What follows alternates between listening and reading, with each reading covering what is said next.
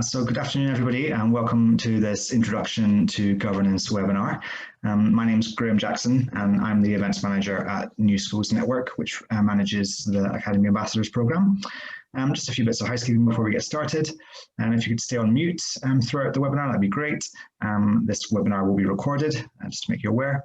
It's scheduled until 6:30, but may finish earlier. And if you have any questions throughout, please just pop them into the chat box and we'll come to them. So I'm delighted to introduce Claire Emery, who will be leading this Introduction to Governance session this afternoon. Claire is Academy Ambassador's Regional Advisor for South West and South East England and South London. She's an education specialist in governance and strategic leadership. Claire is CIPD accredited, an accredited leadership coach and mentor, and is a registered contractor for the Department for Education. Claire previously worked in the finance sector and independent management consultancy, and is an experienced MAT member and chair of trustees. So without further ado, I'll hand you over to Claire. That's great, Graham. Thank you so much. And good evening, everybody. Really lovely to have you join us this evening. Thank you so much for all that you're doing already to support schools by becoming a trustee. That's absolutely fantastic, just what we wanted as an outcome from conversations with you, but also for taking some time out to support this induction process. So tonight is very much about providing you with an overview. It often feels like quite a whistle-stop tour of the three core functions of governance and a little bit of wider sector oversight. So I would very much encourage you to put any questions that you have in the chat box, as Graham said. Very much would like to make sure that we address any particular issues or questions that you would like to raise to make sure you get the maximum benefit from this particular session. So as I say, please feel free to engage and get as much out of it as you would like to. It's certainly be my pleasure to try to help you or point you in the right direction for things. So just in terms of the slides, Graham, if you could put those up on screen for me, please, and then we'll just start working through. So thank you very much for the technical support that I know that you're providing this evening. So we're going to be looking at the 6 features of effective governance. So we're starting off with something from the Department for Education right from the outset in terms of setting that bigger picture. So we want to make sure that we look at what good looks like from a Department for Education perspective, and they very much start with these 6 features. So let's move that through. Thank you. So we've got those 6 areas, and amongst all of those, there are a number of further competency areas that sit under each of them. So we will cover all 6, not necessarily in the order that it's listed on the screen there, but we will certainly be working through them. And you'll see very much that principles and personal attributes is another very important aspect that I guess is helpful for us to all to be reminded of in terms of the Nolan principles, and making sure that our attributes, our conduct and behaviour are very much in line with those that would be associated with post holders of public office in essence. So this particular document, if you've not had an opportunity to look at it at all before, then I would definitely recommend that as essential reading. And again, not necessarily something that you're going to read from cover to cover, but something that would guide you over the first year in particular, just to sort of gradually get to understand more about each of those 6 areas and what is looked for in terms of the knowledge and the skills and the experiences of those sitting on the board, but equally of those that are leading the board through the chairing roles and vice chairing roles. So as I say, an essential piece of reading for you as part of your induction process. So that's something that, as I say, has only been around since 2017, so relatively new, but certainly core reading. But if I take us to the next sector, and if I can move us through, thank you, then thinking about the opportunities for trustees of Academy Trust to really think about taking advantage of some of the freedoms that come alongside being a charity trustee and company director of a charitable company. So setting up, having responsibility as the employers for all your staff, no matter where they happen to be based within your trust. But also coming with that hand in hand is the accountability predominantly to the Department for Education through two arms, which we'll talk about in a little bit more detail in a moment. But the Department for Education is the regulator of all academy trusts. So it's grown tremendously, the programme, over the last, 10 years in essence. So there have been various iterations of the programme. It's developed over time, but where we started off in 2010 with 203, now 50% of all schools in England are academies. And of course, that picture very much varies from region to region. I think I'm right in saying that the Southwest region is the highest academised region of the 8 that sit across England in total. But it just shows, doesn't it, how things have moved on. And I think one of the things that feedback from trustees has shown us, particularly through this last challenging 12 months with the pandemic, is how much value has been derived from the ability to collaborate in the way that leaders do across a number of different schools and across a number of different trusts, to make sure that when we think about all the very sort of rapidly changing legislation that was introduced from this time last year, and some of that did come at sort of more or less 24 hours notice, there was the ability for people to get together as leaders to decide how that was going to work out in their trust, and obviously for boards equally to think about health and safety responsibilities that we have to our employees and making sure that all the proper risk assessments were done. So, you know, real live feedback, if you like, coming through all of the time, and the pandemic has certainly highlighted the benefits to that. So it's been moving on, and it continues to move on. I'm sure most of you saw in the last week the announcement from Gavin Williamson, Secretary of State for Education, in talking about the fact that they are looking, so they being the Department for Education, looking for increasing numbers of schools to be in multi-academy trusts by 2025. So I think the Department for Education has always been clear about that being the preferred direction of travel from their perspective, but now it's just being re-emphasised even more so. And I know that certainly in attending various conferences where Baroness Berridge has been speaking, then she also is speaking about the same direction of travel. So that's been made very, very clear and reiterated on a number of occasions over the last few months. So when we think then about the context of academies across England as a whole, and we think about this last year, I think it's also very important that we keep coming back to the 3 core functions of governance and what that has looked like over the last year. It's been an interesting story, so we're going to move on to the next slide and think about those core functions of governance. And it's true to say that it doesn't matter about the status of your school or trust. Nonetheless, these 3 core functions apply equally to all. So first and foremost, ensuring clarity of vision, ethos and strategic direction. And that's something that, again, in terms of what we've just been touching on with the DFE announcements, you know, is that something that needs to be revisited now in terms of, are there other schools that are vulnerable in your areas that perhaps through collaboration might start to see benefits for more children in your localities.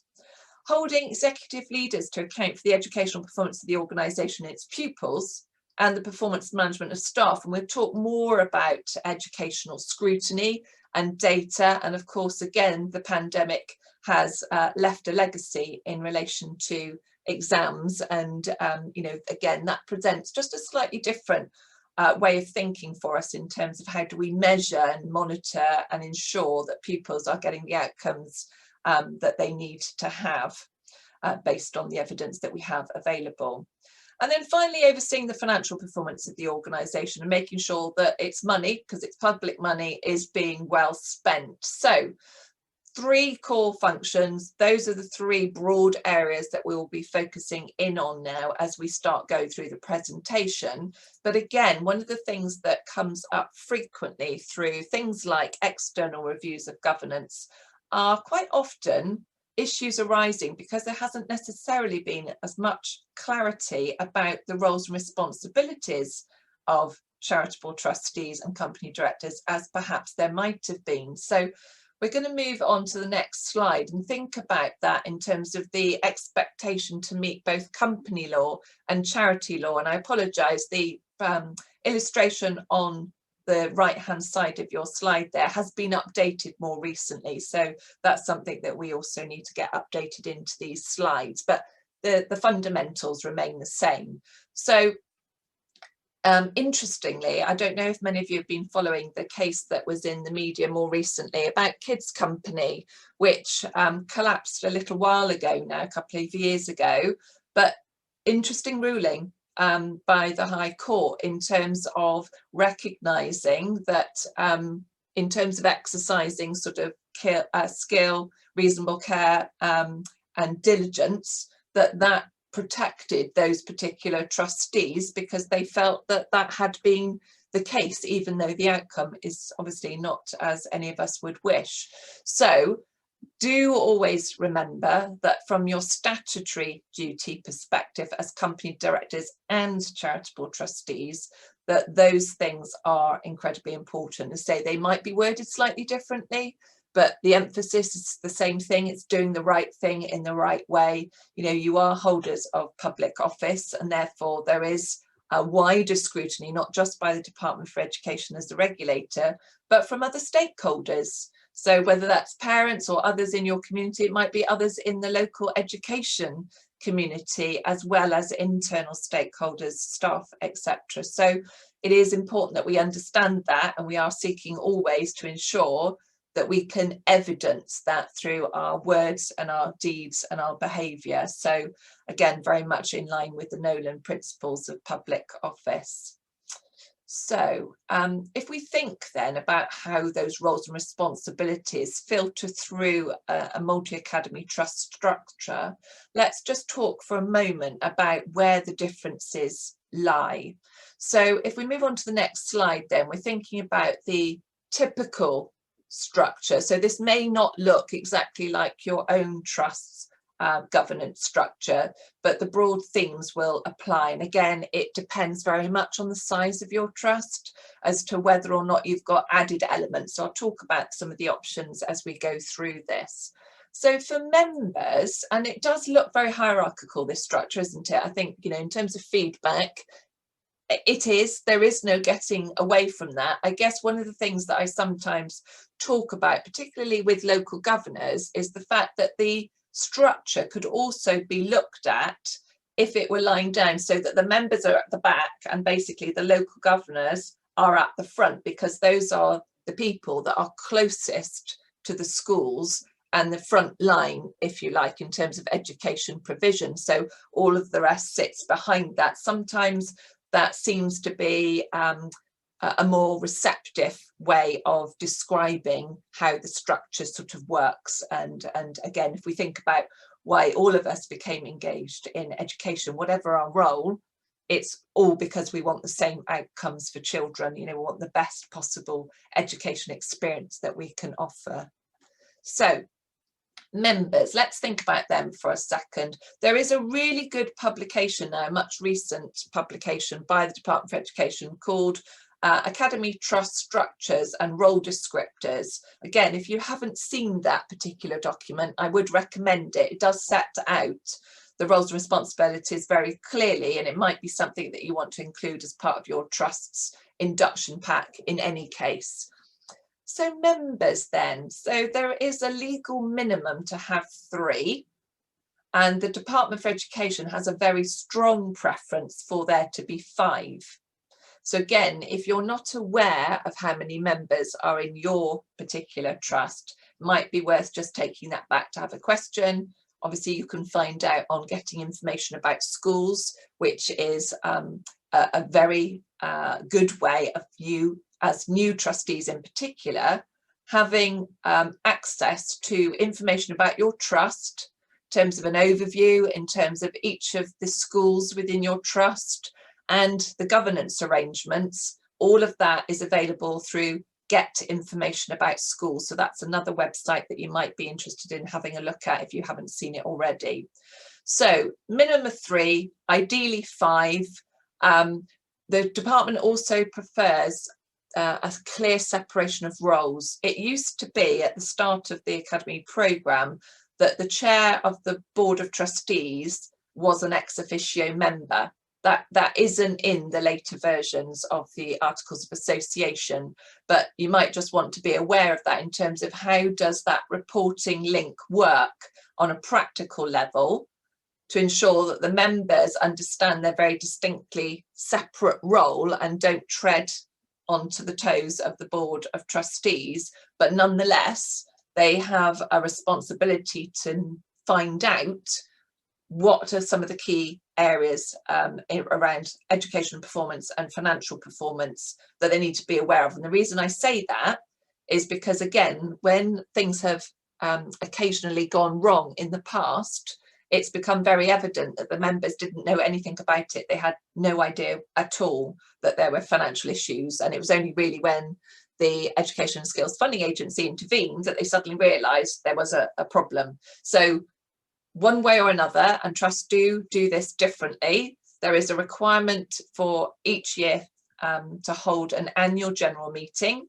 And at that particular meeting, the order of business is usually quite small, but it will be to receive the statutory accounts, the external accounts. The Board of Trustees approves them, but the members receive them to review them. So again, it's very helpful to have an accountant or somebody that's very financially literate on your members' membership.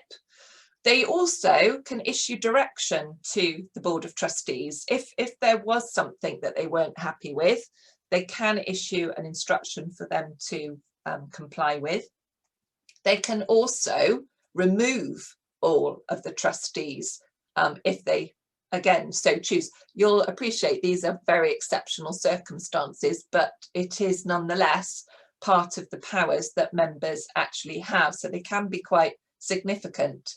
Now, in most cases, they're individuals, and they are individuals that in some instances, if they're still there, were the original subscribers to the memorandum and the Articles of Association when the trust was first set up.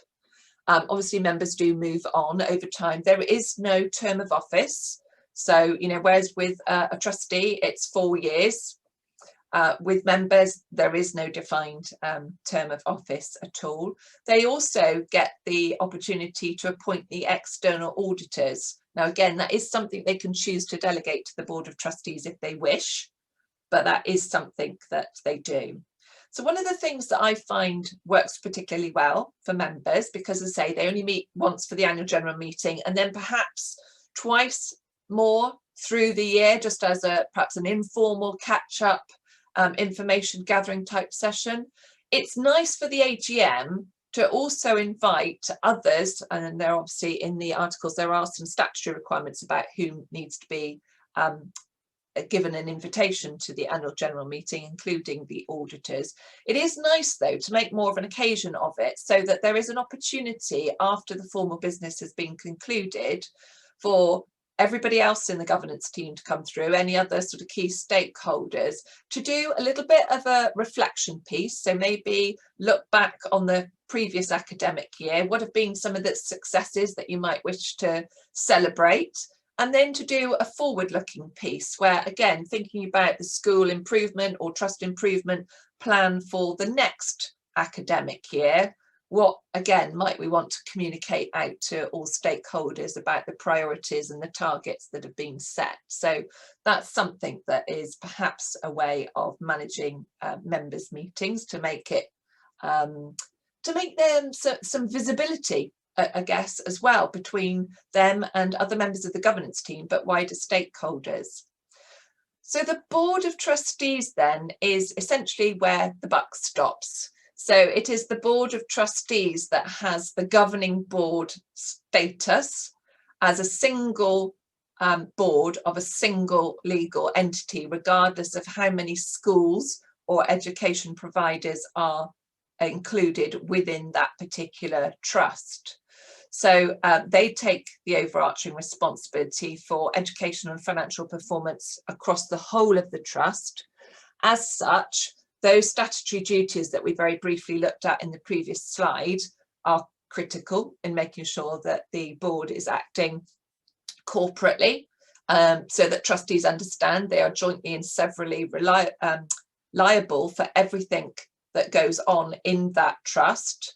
And therefore, one of the things that I would say to you in terms of skill sets, it's really important that although each of you offer a particular area of expertise, because you are jointly and severally liable, that you do all need to understand the education performance, and everybody also needs to understand the financial performance side of things. So when it comes to reporting, which perhaps I might touch on a little bit later, it's really key that you receive reporting from your executives in a way that enables you to understand it, especially when you haven't necessarily got an education background or a finance background. So, you know, that's a really important conversation to have.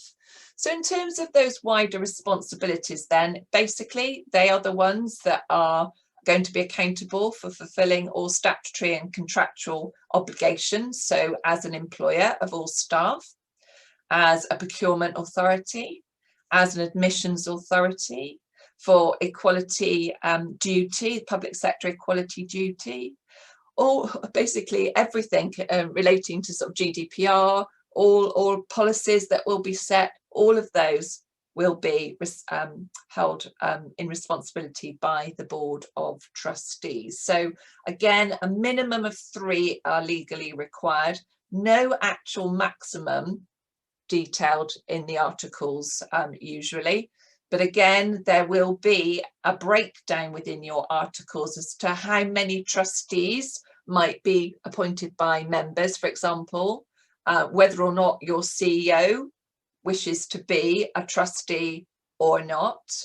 And again, in multi-academy trust, usually it talks about the need for parent trustees, unless, of course, you've got local governing arrangements, in which case the parents are usually more interested in a particular school and therefore most often choose to sit at the local governor level, which is absolutely fine, however people can contribute best. So that's broadly speaking the Board of Trustees. Now you'll see that they've got a dark blue background, as have the 2 trust committees. So what do I mean by a trust committee? I mean that they have a remit which is trust-wide. So this Trust Finance Committee will oversee finances for all schools within its trust, not just 1 or 2, the whole lot. Equally, as the employer of all staff, they might have a separate trust HR committee, which would look at everything from sort of recruitment and appraisal, remuneration, capability, anything at all. And again, a separate HR committee is not usually established at the outset. So trusts of sort of 10 or fewer schools, most likely the HR remit falls into the Finance and Resources Committee. Quite often they're known of. It could also be the Finance, Audit and Resources Committee. That's another very common committee name for a trust committee. The one thing that I would say, just to point out, is that in a trust committee, it's a statutory requirement that's listed in your articles that the majority of its members must be trustees. So what that means is, if you've got a local governor with, for argument's sake, an HR background, they could join the trust HR committee, as long as they're in the minority, in essence. That, as I say, that you cannot have a committee functioning at trust level unless the majority of it is populated by trustees. So that's quite an important point to remember. But you know, there are a whole variety of different sorts and named trust committees, and again, that will adapt and evolve to suit your particular trust and its context. So if you're a larger trust, you might actually have something in between the trust committees and the local committees. So you might have a regional committee. There might be another tier in here. And again, very often that will either be a regional tier that will look at performance by phase. By that, I mean primary or secondary. Or it might be by geography. So it might be all of those schools clustered in a particular geographical area will be overseen by a regional committee, and they manage things that way. Again, it does vary. As you'll appreciate, we do have some very large regional trusts, and we have some very large national trusts. So their structures do look quite different, just to accommodate and reflect the size. So that might be a possibility. Local committees then, they can be called different things, whole variety of different names. So local governing committee, local advisory committee, local standards and ethos committees, a whole variety of different names. And of course, as you can see from that diagram in the middle there might be one local committee that oversees more than one school.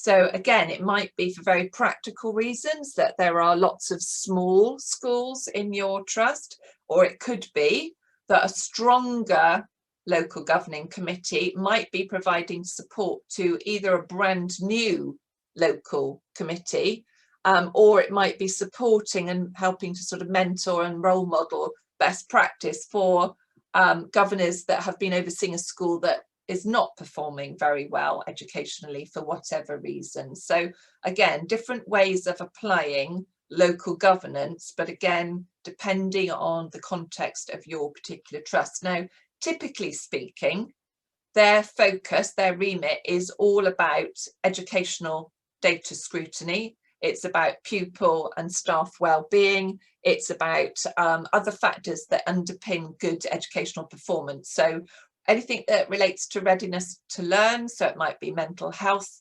matters, it might be general well-being, safeguarding, those kinds of areas, community engagement, all generally sit with the local committees. And again, if you haven't already looked at your trust scheme of delegation, that's another must in terms of your induction process.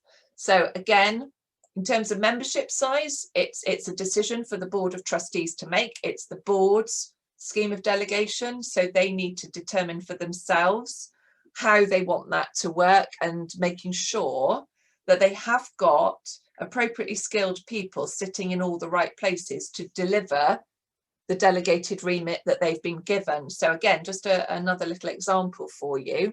For example, when I was doing a external review of governance last year, the trust in question was a primary only trust. It was set up by one outstanding primary and then others joined it.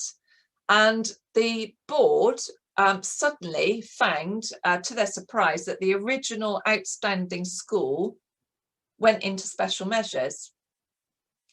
Now, that came as quite a shock. So when I started to look, I was obviously trying to understand, well, why was that such a shock? Why was there a surprise there at all? And what it turns out is that they weren't overseeing the educational performance in their schools, even though that's their responsibility. What in their minds had happened is that, oh, we've delegated that to the local governors, so that's their job, full stop. Now, clearly, whilst that might be what was delegated, and there's nothing wrong in delegating that if you've got people that are equipped to do the job sitting in that committee, but clearly, if there are issues for whatever reason, then the board must maintain oversight of educational performance for all of its schools. And again, for me, this comes down to reporting. It's easier in some aspects, the smaller the trust, because obviously there are fewer schools for you to oversee and manage in terms of data. But data dashboards are really good ways of overseeing data, so that again, as a board, you would be looking at a very high level, and we'll come on to that in a bit more detail a little bit later. Now, Let me just get the chat. I'm sure I saw something flash across my screen. Yeah, good question, Christopher. Oops, hang on, it's just gone again. How much contact should trustees have with the schools in the MAT? How visible should we be? Really good question. I think one of the things that I often come across, besides people not understanding the roles and responsibilities they have at different tiers in the governance structure, the other thing is communication and relationships between the board and its committees, particularly local governing committees. So there is no prescribed contact as such, but there are different ways in which trustees do think about how to manage that. So I'll give you a couple of examples. So I mentioned, for example, earlier when I was talking about the members, the AGM. So that's one example in the year that you can bring everybody in the governance team together. They are then more, creating visibility of everybody that's involved in governance. That's one opportunity. There is also an opportunity to have whole governance team training events. So throughout the academic year, there might be any number of opportunities for you to come together to talk about your particular trust strategy, or refreshing the vision, or a particular improvement priority that you might want to bring everybody together on. That's another way of doing it. Some trust boards have each of their trustees nominated to be the link for a particular school, or in a bigger trust, for a particular regional cluster. So again, they take a responsibility for keeping in touch with the chairs, the committee chairs, to just, check in with them every now and again. How's it going? Is there anything that you want me to raise in particular, or anything that I should be particularly aware of that's happening in your schools at the moment? There's obviously the opportunities to keep abreast of things through the minutes, the meeting minutes, but that's a nice way of doing it. And occasionally some will say, well, okay, I would like to come and just be an observer at your local governing committee meeting next term. And again, you can just give a little bit of an introduction, understand who else you've got sitting around the table, because that visibility is important.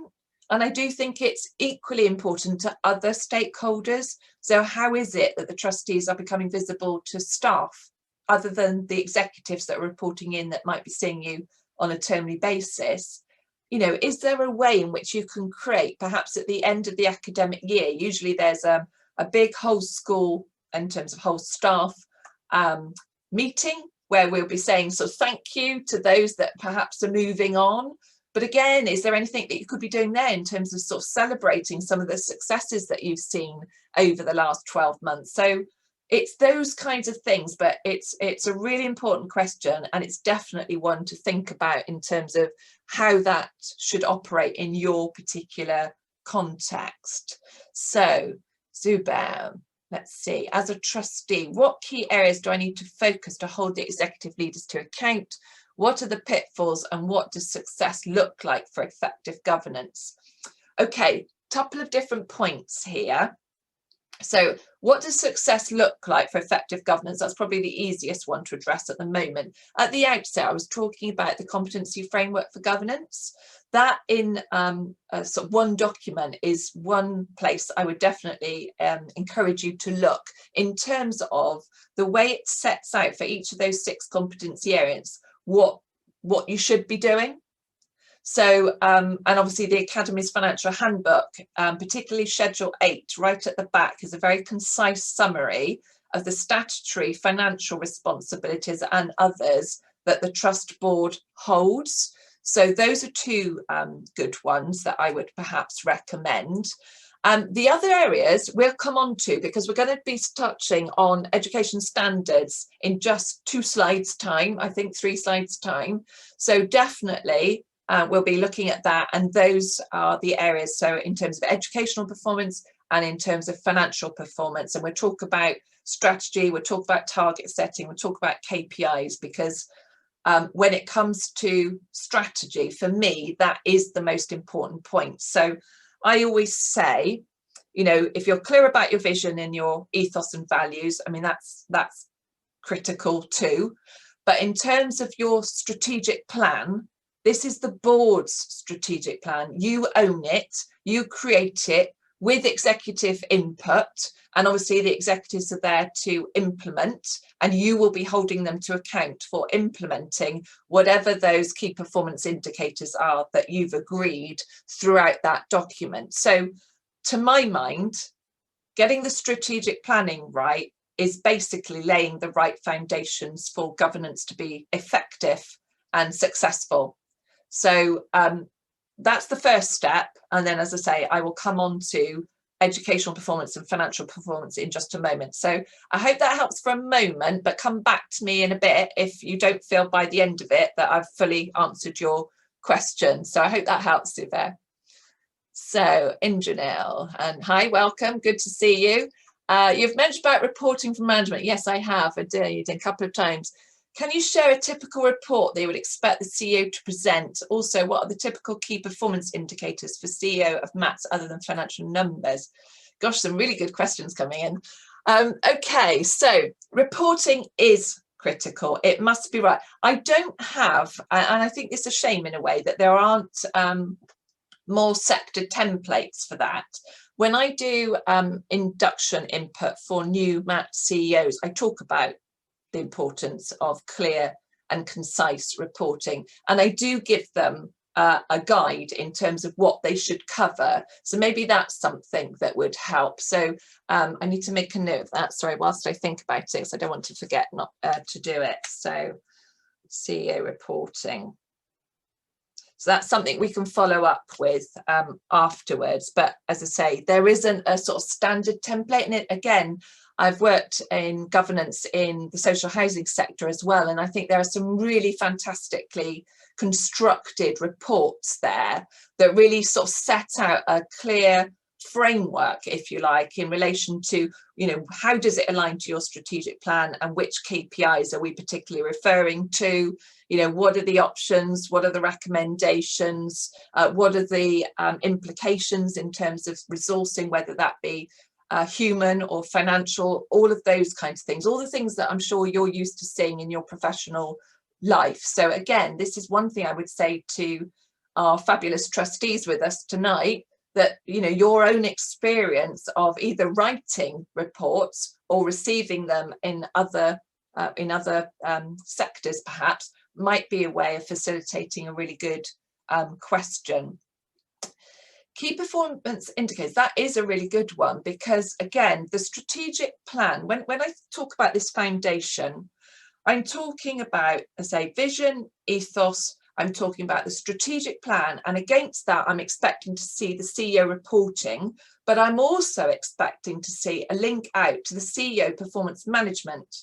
So again, you're going to be able to pick out which are the priorities that you want to task basically the CEO with directly being accountable for in terms of their own performance management. Clearly, they do have the responsibility to oversee the implementation of the plan as a whole. But again, I do recognise that sometimes these plans are 3 or 5 year duration. So it's you know, what you want them to focus on in year 1 to 2 might be very different to what you're expecting them to deliver in years 3 and 4 perhaps. So there has to be a clear correlation. The one thing that I would say here to bear in mind is that if you haven't done executive performance management in the education sector before, there is a best practice guidance, which is to commission an external reviewer. So they are contracted by the board to support trustees in managing that process. They are usually education specialists, so they understand in terms of, you know, what is typically brought into a CEO performance management arena. And clearly there will always be something around pupil outcomes. There will always be something around their role as the accounting officer for the trust, so it will be to do with numbers, and there will be other priorities that are linked directly to your strategic plan. So that's a bit broad brush, I do appreciate that, but I hope that's a little bit helpful. Yes, Surinder, you're quite right, a risk register is also very key. So part of that foundation, that strategic plan, I'm expecting to see a risk register that is very closely aligned to that strategic plan. Because again, one of the things that often goes wrong is that we see risk registers that are literally pages and pages and pages long. So again, keeping it to your top priorities is really important. So yeah, good thought. And I see, Surinder, that you're probably thinking about some experiences that may have come through there, because you're right, you know, the risks have to be in front of the board, and particularly its audit and risk committee if you have one. So that is important too, to keep in front of people. So thank you for those questions. They're fabulous. Let's keep them coming. That's lovely. Thank you very much. So we're going to move on to the next slide now. And just very briefly, I've already touched on the fact that there is this responsibility as holders of public office for us to be very transparent and to be evidencing our adherence to the Nolan principles. And occasionally things go wrong. So the vast majority all go through absolutely fine. But unfortunately, what seems to happen is that when there is the odd instance of things going wrong, it seems to hit the headlines. And obviously, that's not great. The other unfortunate thing is that somehow that seems to be then applied to all academy trusts, which again is also not true and not an accurate representation. So there are obviously a couple of longer term examples there from other sectors, but we do really need to be mindful about the greater scrutiny and risks that go alongside that for us as trustees in doing the right thing, as I know you will all be aware of. So thank you for that. So moving on then, when we think about the regulatory side of things, I just wanted to give you a brief overview of who's who. So when we talk about that accountability, we're talking about the Department for Education as the regulator for academies. So if we can just move on to the next slide, please, that'd be great. So they have two arms in essence. So they have the Education and Skills Funding Agency, which perhaps, as the name suggests, deals with the money. But they also deal with financial governance and governance more broadly. So when they do intervene, and there could be any number of reasons why they intervene. It could be that a trust has basically gone to them and asked for a cash advance because cash flow has suddenly become an issue. And obviously that doesn't say much, does it, in terms of financial management and financial oversight by the trust board. So that's something. We also need to think about other reasons. So it might be that pupil numbers have dipped for whatever reason. And again, our funding, as you know, is based on pupil numbers. So all of a sudden, there's a shortfall. And I say all of a sudden, it can happen within, you know, an academic year that for some reason the numbers dip. There should be broader awareness of that through the local authorities and their reports on place planning that come out every, I won't say every 5 years, it might be every 3, but again, that's something to be aware of in terms of those predictions around pupil numbers coming through in the areas that you serve. But it could be a whole host of other things. Funnily enough, having too many more new pupils can also cause problems. And the reason being is that the funding is lagged. So you'll get the pupils now and you'll have the cost involved in putting teachers in front of pupils, etc. But you won't necessarily get the funding for another academic year. So again, there's often conversations around those things. It might be that you are not submitting the statutory financial reporting into the ESFA on time. If you've been late a number of times, that also sends up a red flag. So there's a whole range of reasons why that might happen. So can we move on to the next slide, please? Thank you. So yeah, it's really important that we understand what their role is and some of the reasons why they might need to intervene. The other arm of the Department for Education are the regional schools commissioners. So there are 8 of them as shown on the map on the left there. So again, they will be responsible for oversight of educational performance, but also governance. So the governance is very much a crossover between them and the ESFA, and they do work closely together. So there will be joined up conversations going on should that become necessary. And then Ofsted, as you know, is the inspector of schools. So again, at the moment, because of the pandemic, they're not operating the usual education inspection framework, but we are expecting that to resume in the autumn. So if you've not had any guidance or training yet about the Ofsted education inspection framework, if it's called EIF, then I would definitely recommend that you read that. There is a section about governance under the leadership and management judgment. So please do have a little look at that. So let's get into the main nub of it in terms of education standards. If we can just move on again, please. So we need to be thinking about the key principles, basically. So as any sector, I think there's quite a few different acronyms and things and abbreviations. So if I am saying anything that doesn't make any sense, I will try not to use them. But if something does get mentioned and you're not sure what I'm referring to, then please do ask. So pupils are monitored against test results. So that's what we mean by attainment, the actual results. Now, you know that because of the pandemic, there aren't those exams this year and there weren't last summer. That makes our job a little bit more difficult because we are wholly reliant then on internal data and assessment. What I would say is that there are ways in which you as trustees need to think about external and triangulation of data and internal reporting that you're getting through around educational progress as well as attainment. So the progress is measuring basically from start points. So whatever that baseline was, and with the pandemic, most schools are now doing a new baseline in essence, because clearly the quality of education has been interrupted over the last year. So we're now at the point where we're just getting everybody back in, that we need to think about, well, what's their new starting point? What have we identified by way of gaps in their learning? What is the recovery plan or recovery curriculum that we're going to put in place to plug those gaps? And how are we going to use additional funding, like pupil premium funding, for example, to help resource and fund the additional interventions that are needed to get them back up to speed in terms of their progress and then ultimately their attainment. So Ofsted we've talked about, and as I say, triangulation is really important. So as a board, if you don't have education professionals on your board, that's fine. That happens. I mean, I would encourage you to get an educationalist. That is a critical part of the skills complement within any board.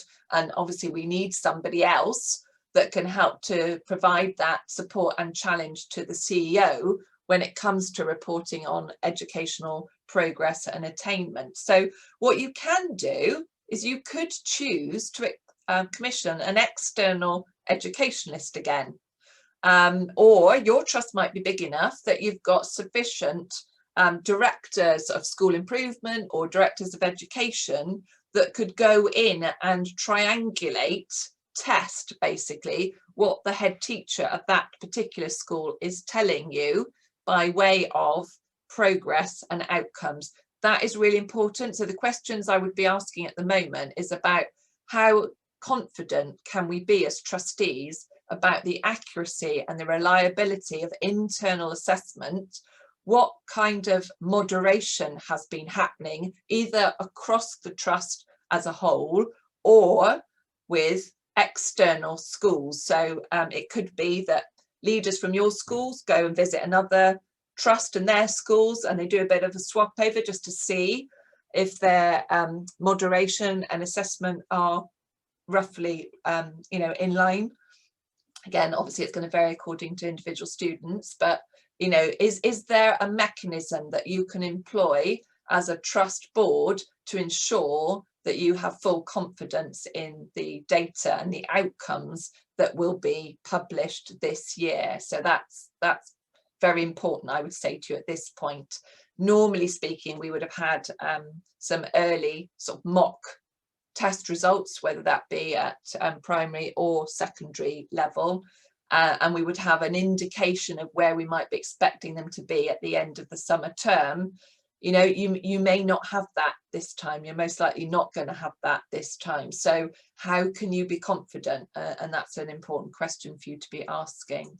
So moving on then to the next slide, we want to think about that reporting. And I've already mentioned about, you know, how clearly is it being reported to you? I prefer this sort of dashboard style.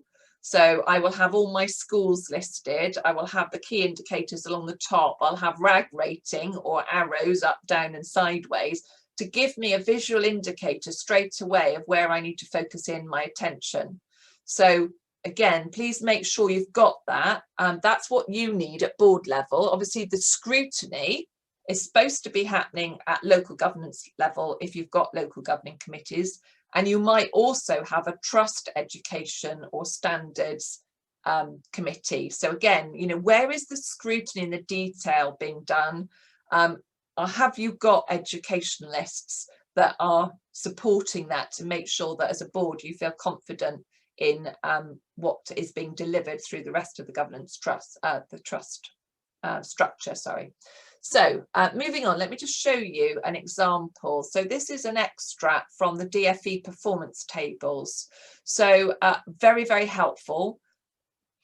Some trusts and some leaders will talk to you about the outcomes in their local authority areas. This is a personal thing now. I don't pay much store by them, particularly because, you know, if performance across schools in that particular local authority isn't very high, it's not much of a benchmark.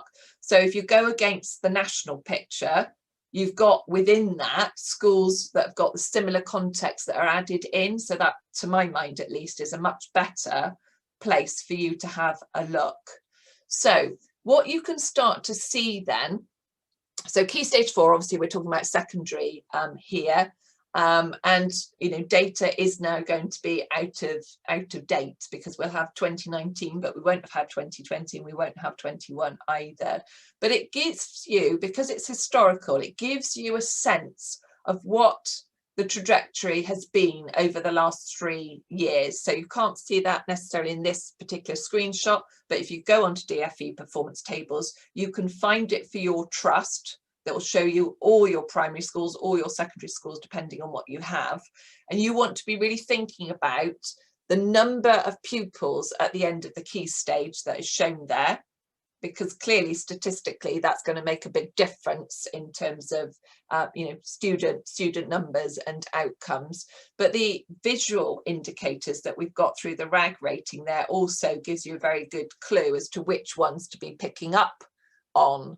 So average at minus 0.02. Okay, what we're aiming for is 0, 0, 0. Basically, by the way, what that says, if you get to 0, is that you have helped that pupil to meet expected levels of progress given their starting point.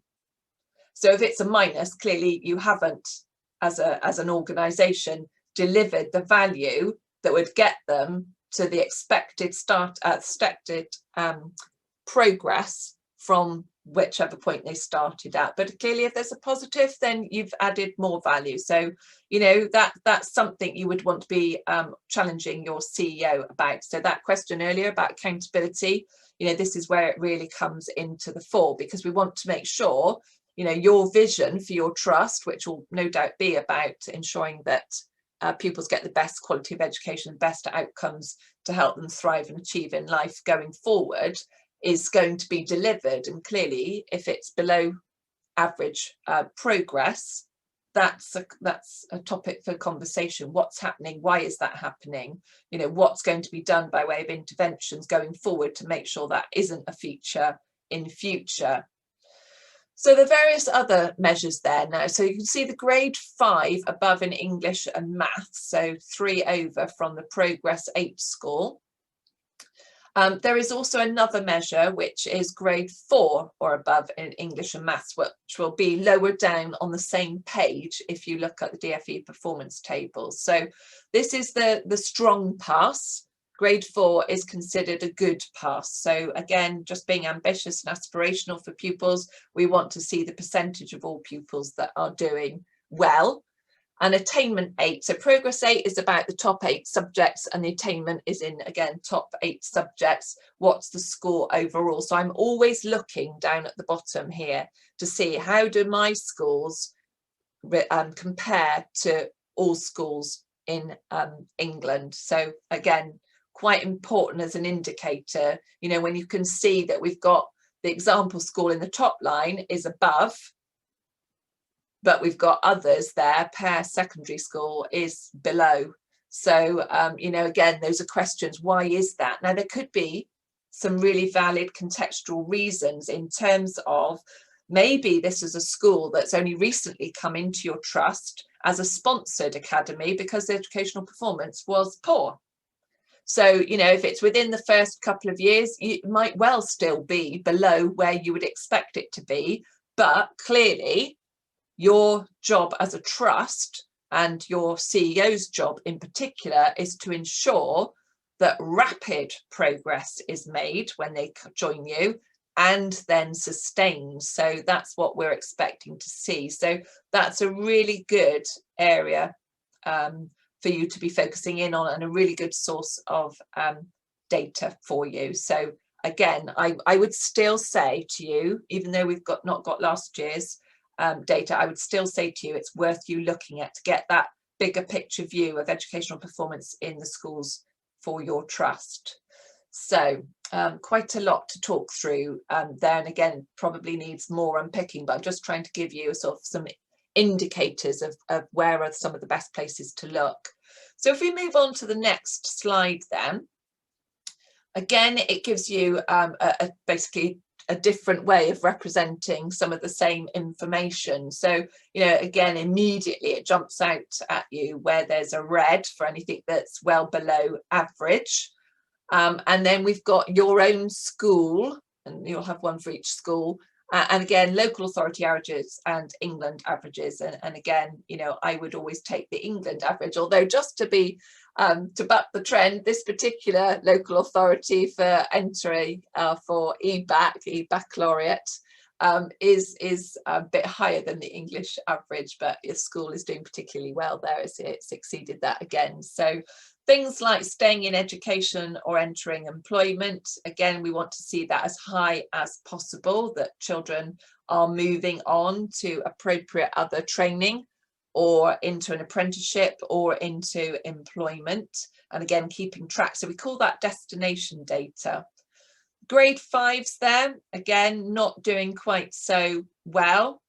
So that's interesting that we've got a higher number entering EBACs, but we've not got that many that have got grade 5 or above. So it'd be quite interesting to see what the grade 4 figures were, which we don't have at this point. So again, just giving you a flavour of some of the different ways in which data is presented. So I'm just going to give you a primary example now, just to help make that a bit more relevant for those of you in primary trust. So if we can move on to the next slide, please. Thank you. So again, quite a mixed picture here.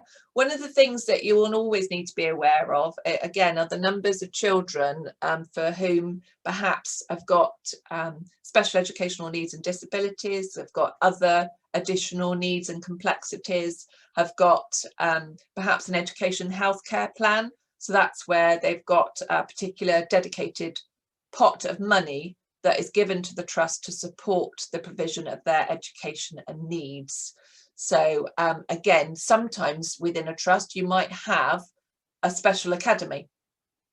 So for example here, Aubergine Academy, I'm not saying it is because I don't know, but I'm just saying, you know, you might typically expect to see lower scores within that special educational needs facilities. However, the aspiration should be just as high. And again, given their start points, the progress, you are still expecting to see that good level of progress. So, you know, do bear in mind the context is what I'm trying to say here, but I am absolutely not saying there should be any difference in terms of expectation. All pupils should be supported, whatever their start points, whatever their needs, to progress and attain in line with their expectations. So a very mixed group of schools that we can see there. Now, again, When it comes to numbers of pupils meeting the expected levels of standards, we've got quite a range, quite a variety, and I'd be wanting to know why. So again, this is where it's important for trustees to know their schools, because you'll understand the context of each of those individual schools. And again, you know, how many of those are actually at the top end? So, you know, are we supporting those that need extra support, but equally, are we pushing those that are at the higher end of the ability? So the percentage of pupils achieving at a higher standard, you know, again, very mixed picture there. So lots of good reasons for asking more questions.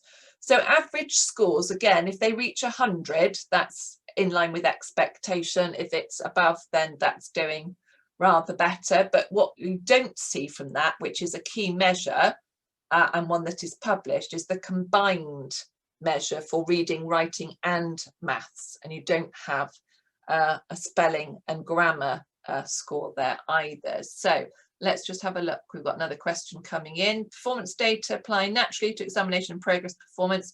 What other reporting can we expect? Should we expect from other important aspects of a child's education? Yeah, those are really good points to make, because again, in individual trusts, I'm thinking about different priorities that have come through, particularly at the moment as the result of the pandemic, things around well-being.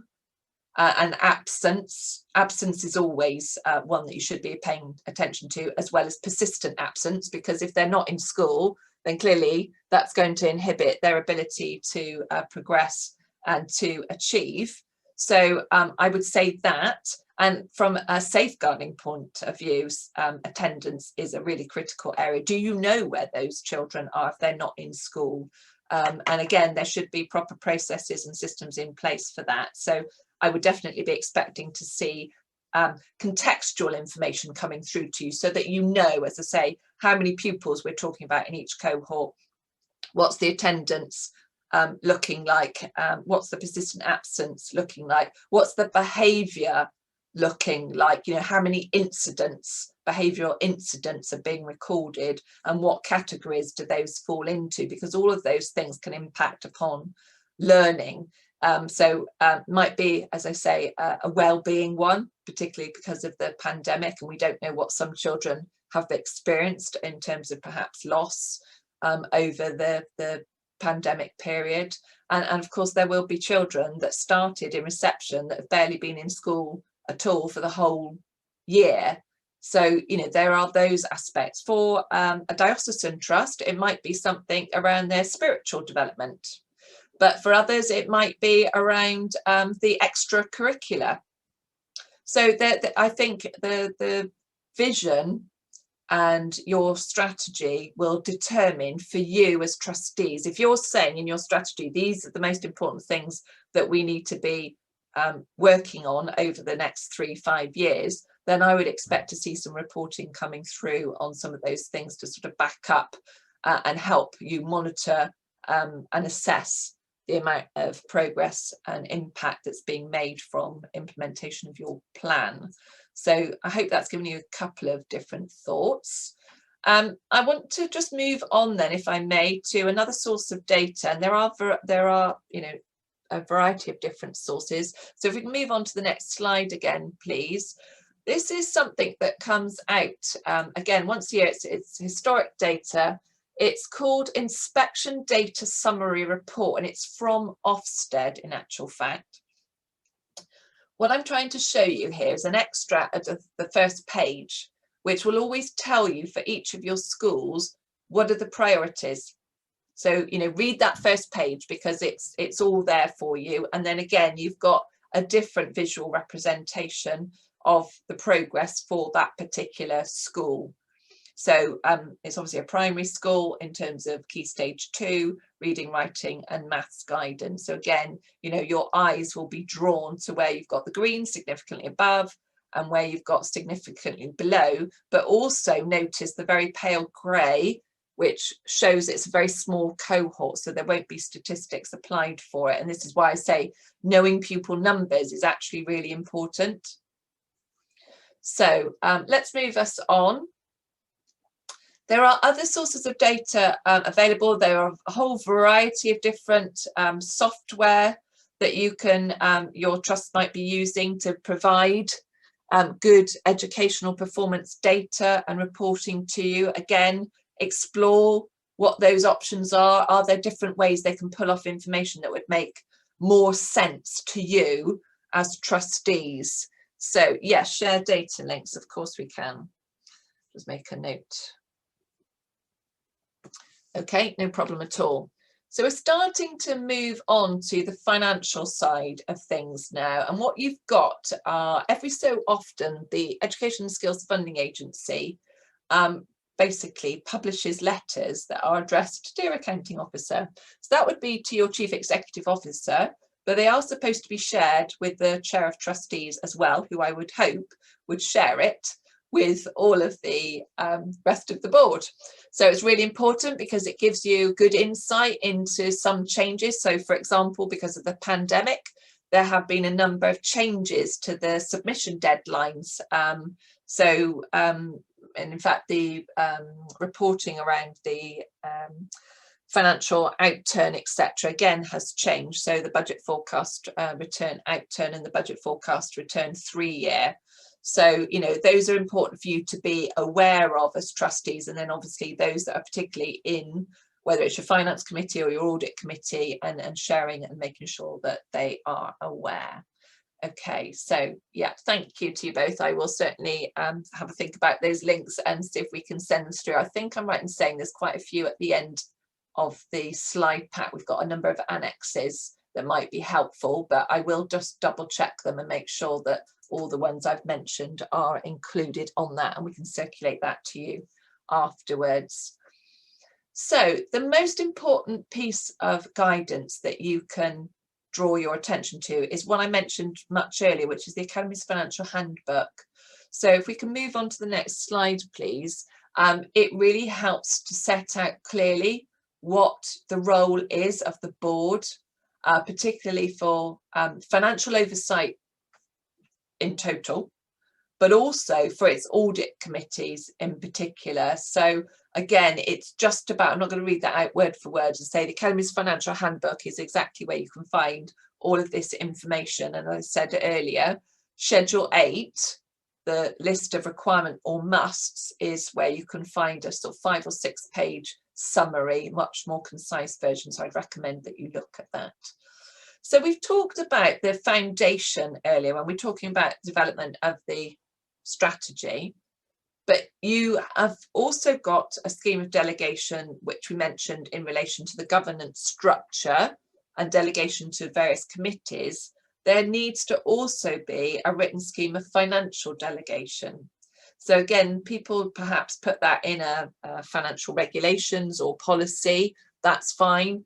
But again, I would recommend that you have that within your scheme of delegation so that all things are in one document. It just makes it a little bit easier to keep one document up to date all of the time. And because it is a statutory requirement for the board to review that document each year, then of course you can adjust it as you need to. So let's move on to the next one then, please. So internal controls, really critical. Comes back to one of your earlier questions around risk. I think it was Surinder that pulled that one up quite rightly. Again, you know, really must be clear about that audit committee having responsibility and oversight constantly of your risk register. Just a point to mention is that if you have a combined finance and audit committee, that is fine. It's only when you're much bigger, so when you have an income of 50 million plus, that you must have a separate audit committee. So I say the vast majority of Academy Trusts do have a combined one. Where that's the case, that's fine. Please, though, just make sure that your executives are not classified or could be perceived as members of those committees. They do need to be there. They do need to be reporting to you, but they are not part of the committees, because certainly when it comes to audit, again, we don't want people basically marking their own homework. So we need to make sure that there is that distinct separation of roles here, given that your CEO is also the accounting officer. And the accounting officer is the one person in your trust that has personal liability to the Education and Skills Funding Agency for overseeing proper use of the money that has been given to the trust for educational purposes. So really important that they are seen to be held to account by your trustees for finance and audit matters, as well as your chief financial officer. Again, really critical appointment, the chief financial officer. You know, there is a recommendation that they have to be appropriately technically qualified, as well as an appropriate sort of leader, because that's what we're expecting of them. They're usually the most highly paid non-teaching member of staff in an academy trust. So very critical role. And one thing that, again, I can tell you from previous reviews is that you do need good accounting software to make their job manageable and to ensure accuracy and reliability in managing a whole number of different schools across a trust. Where I've seen people using spreadsheets, honestly, that's a huge risk, and it comes down to human error. No, not deliberately, but it's where too often things have gone wrong. So again, what financial software systems are your trust using to help manage that and the audit process? So again, I'm not going to read all that out to you, but that assurance you must seek, and you must make sure that you get that captured in the minutes that show that you've asked for the assurance to be given, and the responses that you get from your executives. Again, really important. So moving on then. Financial framework. This is quite an interesting one in terms of funding. As we've said already, most of your funding comes through pupils, the number of pupils that you have. And we have a census twice during the academic year, once in October, once in February. And again, really important that you have accurate numbers going through. So as trustees, I would want to be seeing what return has gone through in terms of that census, how many pupils, because it's such a critical part of your funding and therefore your viability and sustainability from a financial perspective. So census we've talked about, and again, you know, census numbers make a big difference, I guess, again, in terms of using estimates for new schools, because if you have a brand new school, brand new capital build school coming on, very often, obviously, you are taking children into the first year group at maybe reception or year 7, depending on which phase of education you're providing, and it will grow year on year over time, but obviously so will your resourcing needs for teachers and support staff, etc. So important that we get accuracy around those figures.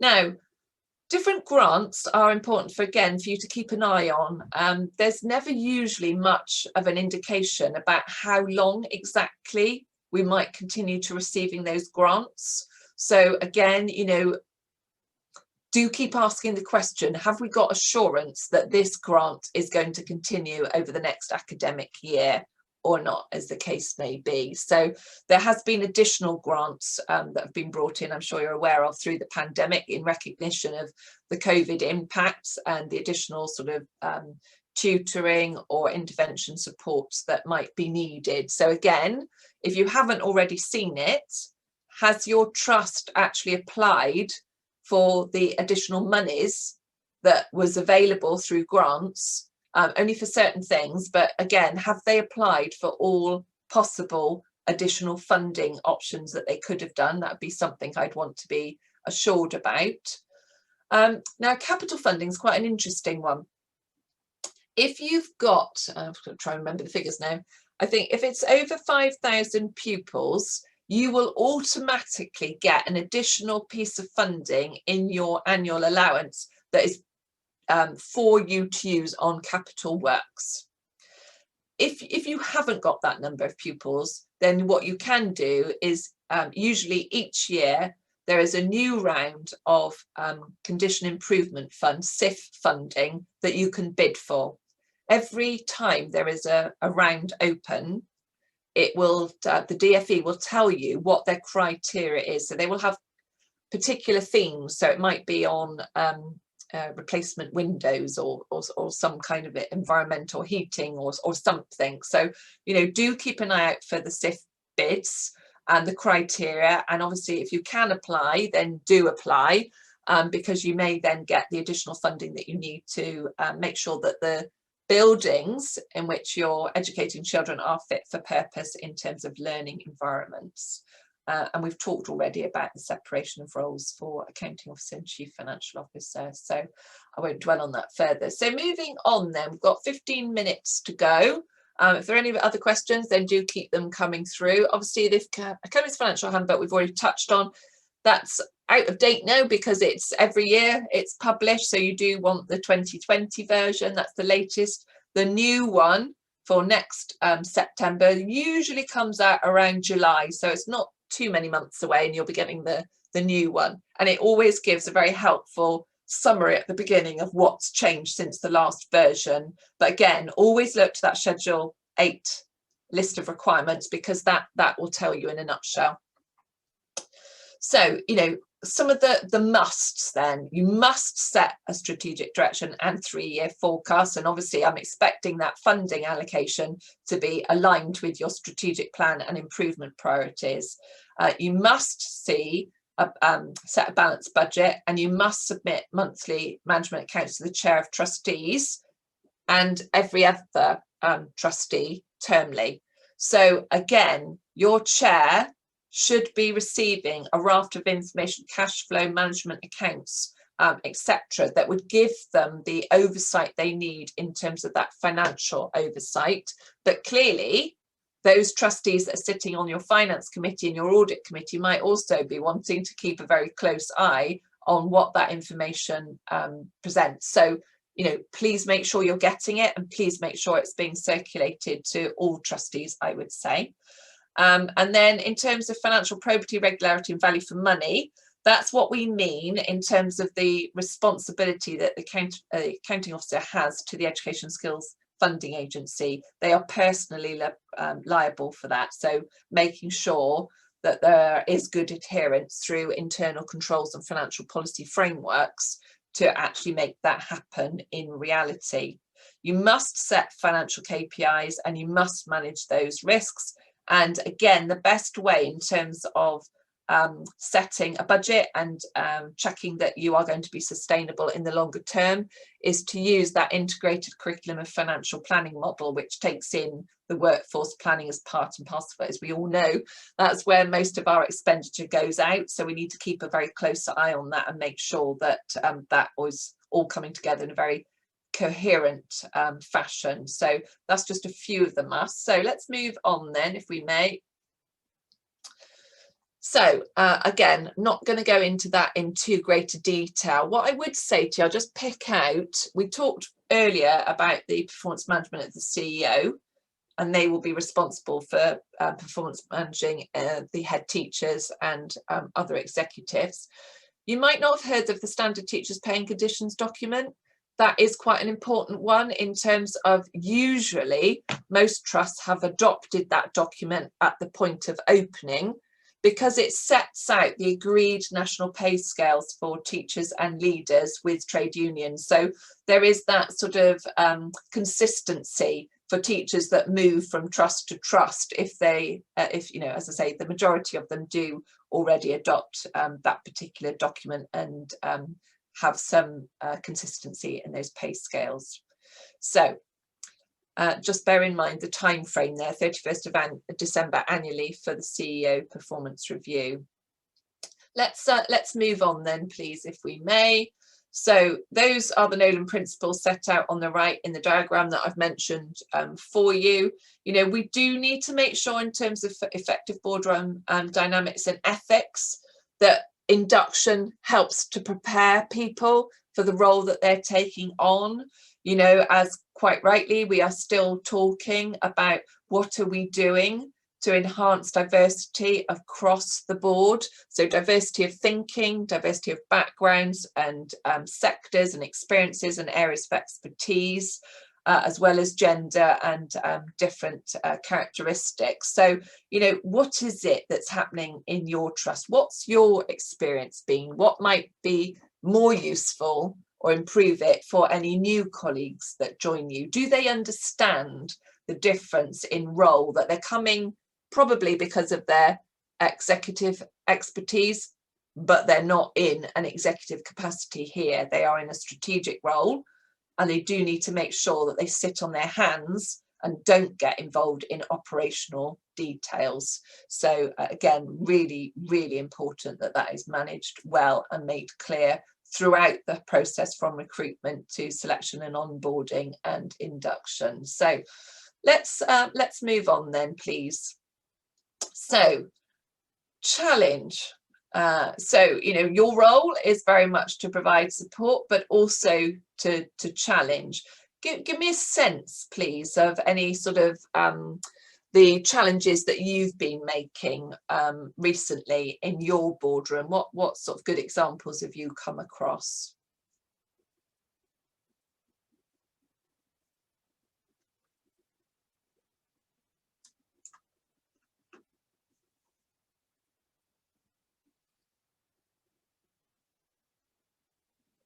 So do you use the chat facility if you've got some good examples? I'd love to hear about them. It's quite a fine balance sometimes, I think, between giving the right level of support and guidance, mentoring, coaching, and then actually being robust in providing evidence-based challenge. So I know that in many of the conversations that I've had, and some with people on the session tonight, that we generally talk about, you know, what would your approach be? And it's quite an interesting one, I think, in terms of just getting that balance right, and saying, you know, you've all answered that incredibly well in the past. I can't see anything coming through in the chat function, so maybe we can pick that up in a minute if we've not got to it. Oh, here we go.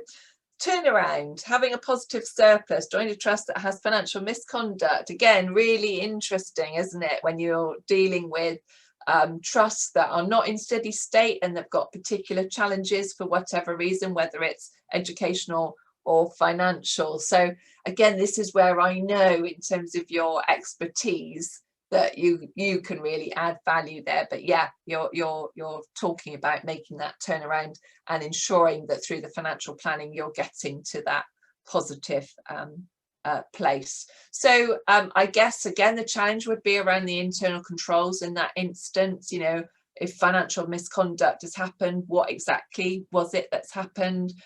What can we do to mitigate that risk of you know, a repeat incident? So yeah, good points, Indranil. Thanks very much for that. So challenge the structure of schools where budgets stretch and numbers falling. Yes, Tony, that's a really good one. And unfortunately, you know, in some cases where numbers are falling, and it could be, again, for all sorts of different reasons. It could be, you know, local population demographics. It could be reputational.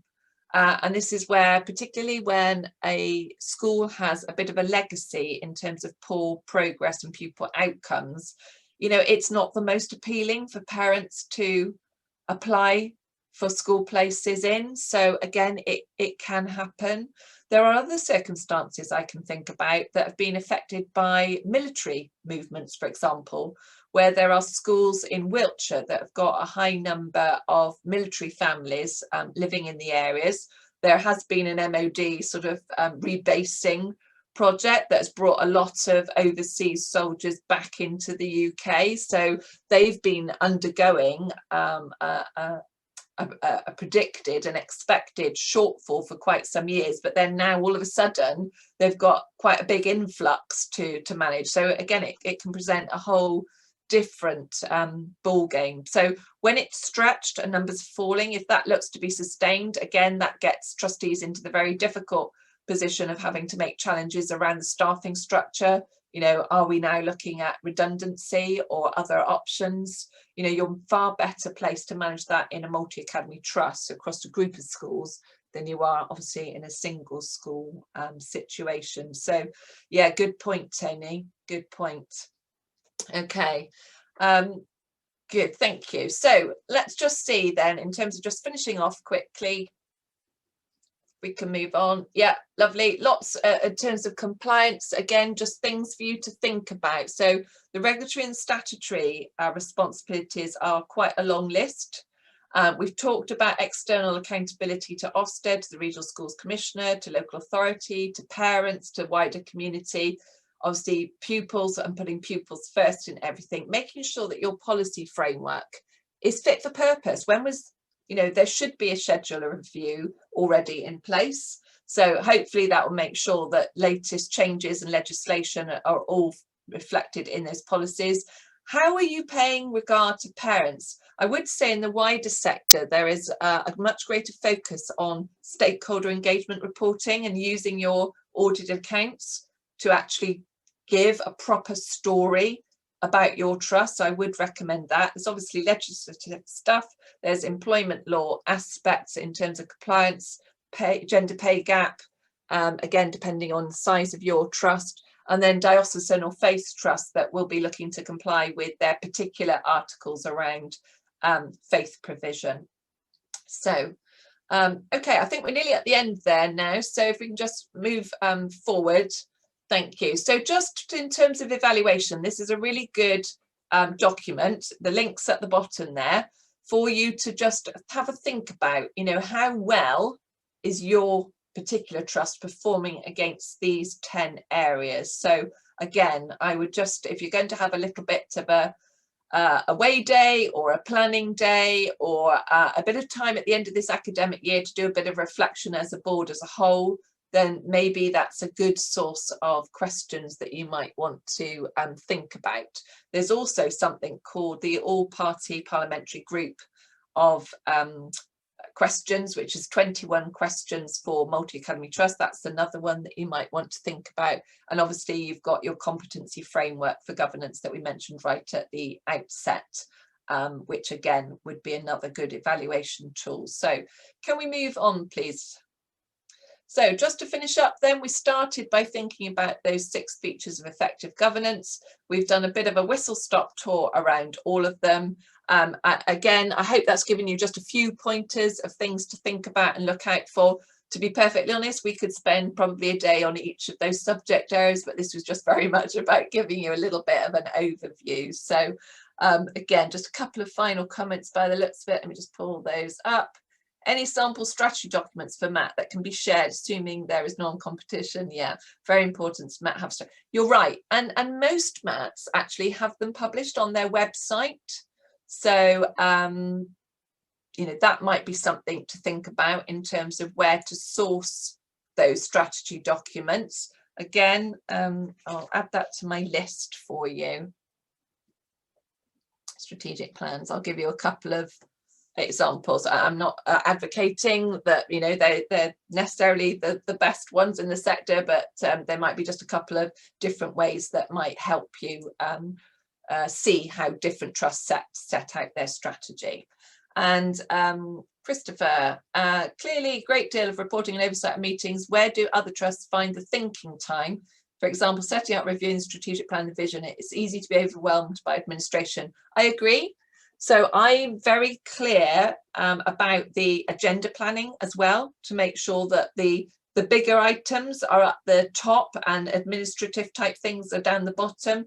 But I've just mentioned some around things like informal strategic planning days, or not days. I'm not sure that necessarily everybody's got the time for that, but you know, maybe you have a half a day or you have a couple of hours of an evening, maybe, where you will do that informal meeting and conversations around strategy, around evaluation, you know, refreshing the vision, those kinds of things. You're right, they have to be done outside the formal board meeting setting, because you just don't get time for them. So I do think your agenda planning and your reporting against that, and setting into your calendar opportunities for trustees to get together, as I said earlier, maybe that's part of a conference that you have with the whole governance team, or an AGM, those kinds of things perhaps might be other ways in which you can get that other time out of your board meetings to really get to know your other trustees, particularly if some of you have joined us. I know you have.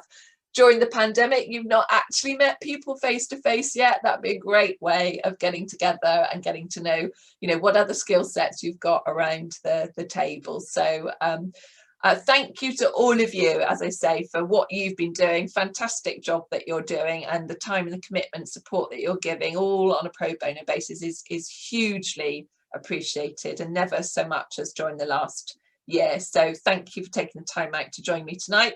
We will make sure that you have access to the slides, and I've made a little bit of a to-do list to come back to you on a few things as well. So thank you very much. Enjoy the rest of your evening, and as I say, keep safe and well. Thank you, Claire. Thank you. Good night. Bye. Thank you. You're welcome.